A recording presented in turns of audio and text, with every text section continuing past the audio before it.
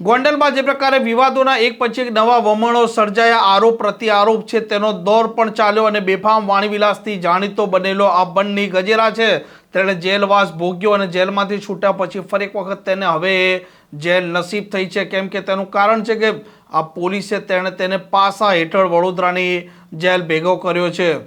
વૈષ્ણવજન તો તેને કહીએ જે પીડ પરાઈ જાનાને રે। નમસ્કાર, આપ જોઈ રહ્યા છો નવજીવન ન્યૂઝ અને હું છું આપની સાથે તોફિક ગાંચી।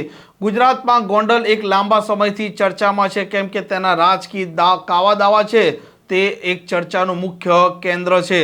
ગોંડલમાં બન્ની ગજેરા આ યુવક છે તે બેફામ વાણીવિલાસથી જાણીતો બન્યો હતો અને ખાસ કરીને તે જયરાજસિંહ જાડેજા અને તેમના પુત્ર છે ગણેશ જાડેજા તેમના વિરુદ્ધમાં અવારનવાર બેફામ વાણીવિલાસ કરતો હતો અને ત્યારથી સતત તે ચર્ચામાં પણ રહેતો હતો। ન માત્ર તેમણે આ બંને વ્યક્તિઓ પરંતુ પાટીદાર અગ્રણી છે ત્યાંના સ્થાનિક અલ્પેશ ઢોલરિયાની વાત કરો કે પછી નરેશ પટેલ તેમના વિશે પણ તેણે બેફામ વાણીવિલાસ કર્યો હતો અને થોડાક સમય પહેલા જે પ્રકારે આ બન્ની ગજેરાનો એક ઓડિયો વાયરલ થયો હતો તેમાં પણ નરેશ પટેલ છે તેમના વિરુદ્ધમાં પણ તેણે કેટલીક ટિપ્પણીઓ કરી હતી। તે સમયે પણ એક વિવાદનું નવું અમળ સર્જાયું હતું। થોડાક સમય પહેલા જ આ બન્ની ગજેરા છે તેના વિરુદ્ધમાં એક પછી એક ગુના આ ગોંડલ અને ગોંડલ પોલીસ સ્ટેશનમાં જે વિસ્તાર લાગે ત્યાં દાખલ થયા હતા અને એક પછી ગુનામાં તેની ધરપકડ પણ થઈ હતી અને ત્યાર પછી તેણે જેલવાસ પણ ભોગ્યો હતો। જો કે જેલમાંથી છૂટ્યા પછી પણ તેણે તેનો બેફામ વાણીવિલાસ ચાલુ રાખ્યો હતો અને અંતે અત્યારે સમાચાર મળ્યા છે તે મુજબ આ બન્ની ગજેરા છે તેને હવે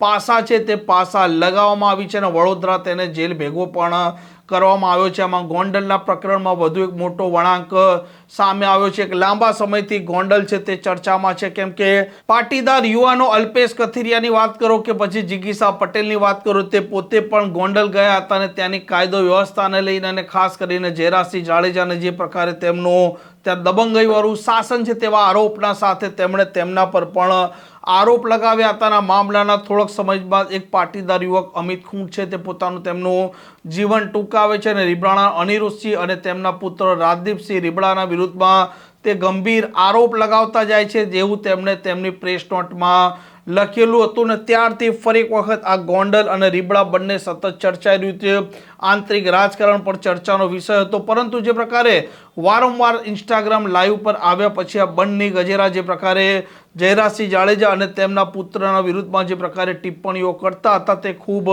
ચર્ચાનો મુદ્દો રહ્યો હતો અને અલ્પેશ ઢોલરિયાના વિરુદ્ધમાં પણ તેમણે ટિપ્પણીઓ કરી હતી અને તે મામલે ત્યાંના પોલીસ સ્ટેશનમાં ગુના પણ દાખલ થયા હતા અને બન્ની ગજેરાની એક પછી એક કેસમાં ધરપકડ પણ થઈ હતી। જો કે હવે ત્યાંની પોલીસે આ બન્ની ગજેરા પર પાસાનું હથિયાર ઉગામ્યું છે અને તેને વડોદરાની જેલ ભેગો પણ કરી દીધો છે। ગોંડલ પ્રકરણમાં વધુ એક નવો વિવાદ અને વળાંક સામે આવ્યો છે અને ફરી એક વખત ગોંડલ ચર્ચામાં પણ છે। આ પ્રકારના સમાચાર પ્રકારના અહેવાલ માટે નવજીવન ન્યૂઝ ડે ચેનલ જોવાનું ને સબસ્ક્રાઇબ કરવાનું ભૂલતા નહીં। નમસ્કાર। વૈષ્ણવજન તો તેને